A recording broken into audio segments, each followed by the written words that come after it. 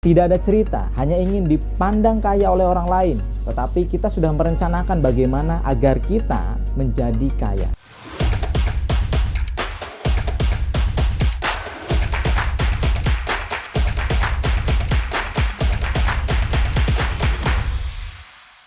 Teman-teman, banyak orang di luaran sana lebih mementingkan lifestyle atau gaya hidupnya. Padahal penghasilan yang didapatkan tidak sebanding dengan gaya hidupnya. Akhirnya yang terjadi adalah banyak hutang. Banyak juga orang di luaran sana lebih mementingkan penilaian orang lain terhadap dirinya. Ingin dipandang kaya, bukan berusaha menjadi kaya yang sebenarnya. Tidak sedikit juga orang di luaran sana suka pinjam uang saat ada kebutuhan darurat. Selalu gali lubang, tutup lubang gitu ya. Nah, mengapa ini bisa terjadi demikian? Inilah salah satu faktor di antaranya.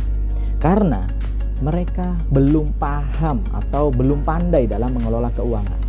Nah, di video ini saya akan berbagi kepada teman-teman nih sedikit tentang bagaimana sih pengalokasian dana yang ideal. Ini penting untuk kita ketahui agar masa depan kita lebih terencana. Mau masa depannya lebih terencana dan lebih baik lagi?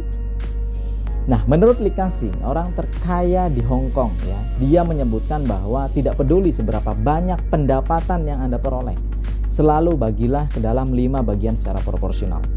Jadi, tidak peduli berapapun income yang Anda peroleh, 5 juta, 10 juta, 30 juta, atau berapapun, pastikan Anda membaginya ke dalam 5 bagian secara proporsional. So, seperti apakah contoh yang bisa kita terapkan? Ya, kita bisa membaginya ke dalam 5 bagian. Yang pertama adalah untuk kebutuhan sehari-hari. Yang kedua adalah untuk ziswaf, yaitu zakat, infak, sedekah, wakaf. Kemudian yang ketiga adalah untuk persiapan dana darurat. Kemudian yang keempat adalah untuk pemenuhan kebutuhan atau gaya hidup atau lifestyle ya. Dan yang kelima adalah untuk dana tabungan masa depan.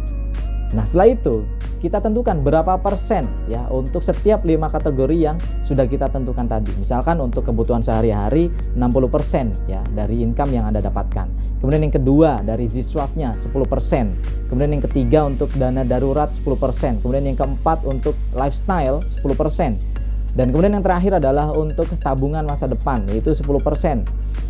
Nah, angka ini sebenarnya teman-teman bisa tentukan sendiri ya. Ini adalah contoh di mana kita sudah dengan baik mengalokasikan dana di awal.